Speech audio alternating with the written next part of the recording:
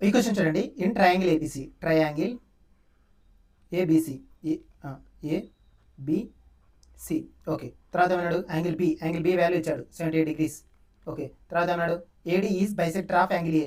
Okay, AD అనేది angle ఏని bisector చేస్తుంది. ఒకటేమో బైసెక్ట్ చేస్తుంది, ఇదేమో బైసెక్ట్ చేస్తుంది. ఓకే, తర్వాత ఏమన్నాడు? BC at D. Okay, and AE perpendicular to BC, AE perpendicular, ఇదేమో పర్పెండిక్యులర్, ఈ యాంగిల్ ఏమో బైసెక్టర్ చేస్తుంది, ఇది వచ్చేసి ఈ పాయింట్. తర్వాత ఏమన్నాడు? యాంగిల్ డిఏఈ, ఈ యాంగిల్ ఇచ్చాడు. ఈ యాంగిల్ ఎంత మనకి? 24 degrees.